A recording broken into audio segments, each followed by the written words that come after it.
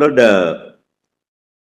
so the idea was that instead of either shell company or paying by cash, let the clean money come into the system, and Lord, clean money has come into the system.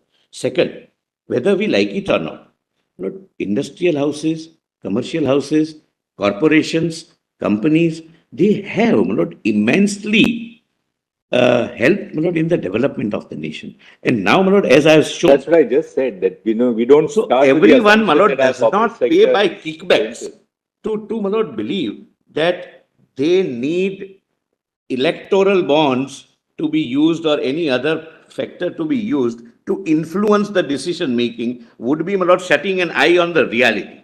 Without that also, my Lord, that can be done. And possibly practically, despite, my Lord, this white channel being available, both channels might be used by some companies which are, my Lord, not kind of good companies. But good companies, my Lord, do decide to donate based upon their experience, whether in this regime of the political government, my investment is safe or not, whether the country is going forward or going backward, whether I am. All right, Mr. Solicitor, we now understand this. But can we do this to sort of to carry the dialogue further? Should we go straight to the scheme? Because we'd like to yes, hear you on the scheme. Page 25. Let's have a look at the scheme Page so that 25. your argument on the scheme will be of value to us. This we have now seen that Because your you lordships have made your have, point, no doubt about it. Lord, kindly, your lordships have the challenge to a provision which gives away or does away with the cap. Lord, I have given my answer for your lordships to. Lord, I think I am clear. Yes, of course. Now, my Lord, the scheme. See the definition, my Lord. And my Lord, please read, my Lord, as if it is for a bona fide reason and not to encourage or legitimize kickbacks. Please examine that. There may be 10% out of 100 where kickback is provided. Kickback can be the motive of the donor. Electoral bond means a bond issued in the nature of promissory note, which shall be a bearer banking instrument and shall not carry the name of the buyer or payee. Lord, I have already explained why this confidentiality. So I will not read the second part, the second column is the object behind it. My Lord, object I have sufficiently attempted to explain, and therefore I will not repeat it. Please see, my Lord, authorized bank. My Lord, this is the entire policy reproduced verbatim. I have not missed anything. So your lordships can read either from the policy or from here, but here it would be more convenient because I have given my object of each clause. Better, actually, you're right. But there is no part of the policy is missed, my Lord, in reproduction. Authorized bank means the State Bank of India, authorized to issue and encash the bonds in the branches specified in Annexure 1 to this notification. My Lord, we had options, my Lord, of public sector banks and private banks. Obviously, we cannot choose private banks. In public sector banks, the largest bank with largest presence in the country is State Bank of India. Therefore, State Bank of India. In some cases, but my Lord, the experience have suggested that in most cases, the vote, my Lord, whoever donates, donors, be it individual contractor, businessman, company, trust, HUF, etc., they donate which kind of a government they want. Maybe out of 110, maybe kickbacks. I'll address that kickback part also. Would that be valid if a company were to donate even 100% of its revenue? Is that guided by altruistic motives? We quite see everybody doesn't donate, as a kickback, not at all. Therefore, my Lord, kindly, my Lord, and do not see this. Companies. We also have companies. All companies cannot be tarred with the same brush in India. You have corporate sector which has contributed to the productive assets of the nation. So we are not at all saying that our corporate sector is therefore development of the nation. You shouldn't make that assumption. Well, only a minute, Mr. Sibal. There was something personal, not. It was not a fun or humor. Out of concern, I asked something, which I'll right now not share. That's all right. We had some concerns. I said, go to my chamber. That's all. Mr. Solicitor, we don't have to go into the motives of the government at all. No, Now I'm we giving find the it reason. fault. I mean, the Constitutional Court is no part of our function to deal with motives. I mean, No, certainly. Your lordships may even deal with motives. this is the rough and tumble of democracy in the I- country, which I- we Your respect, Lordship. entirely respect. That's why we have this freedom of speech that all of us have in the court, outside the court. So we respect that process. Which many a The time point we is, misuse. no, but the point really is this. The point really is not that. But We please, don't want another- to go back now to a cash-only system. No, that's not the purpose of the court. All that we are saying is that do it in a proportional, tailor-made manner which takes care of the serious deficiencies of this. Now, my lord, another factor which weighed with the government while coming out this no cap policy was that if some party wants to donate more than 7.5% and they do not wish to have a shell company also, what would be they? I'm posing a question to myself. What the company will do? They will not donate. No, that's the first idealistic option.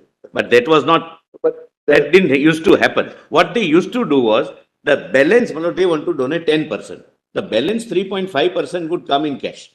Now, at least, if they donate 10%, the clean money comes in the system.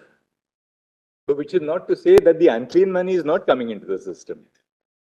see, we are in fact going into there are two conflicting rights in a way coming from. One is confidentiality, the other is check on kickbacks or quid pro quo. These are times But I would, my lord, earnestly urge. Lord, I would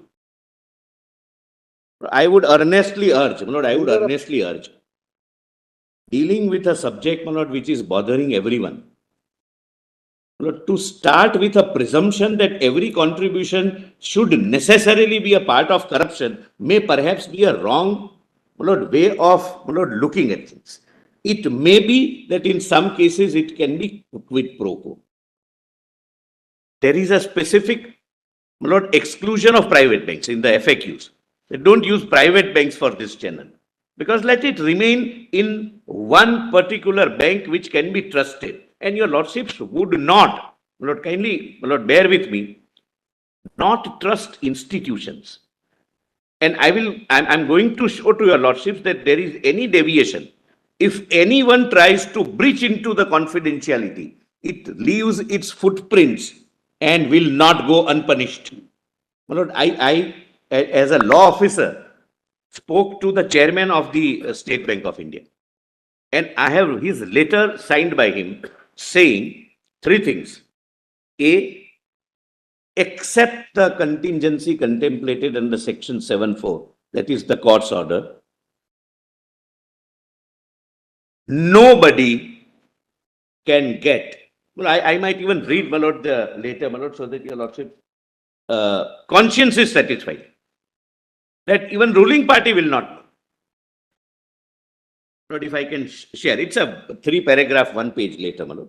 Just to satisfy your lordship's conscience that the scheme does not allow or permit even ruling party to know about, even the government to know about. The central government as a body, my lord, not forget the ruling party in the government. Central government would not know. Lord, I have the hard copy, my lord. Lord, this is a letter addressed to me. Or may I read? In response to the queries of the Solicitor General, we submit our response as under. The State Bank of India has a foolproof mechanism for maintaining complete secrecy of details of purchaser of the electoral bond and also the political party which deposits such electoral bond. This information cannot be shared with anyone, including the central government. In the eventuality contemplated under clause 7.4, there is a scientific system available whereby this confidentiality can be decoded by a process and be placed before the competent authority or court under clause 7.4 of the scheme.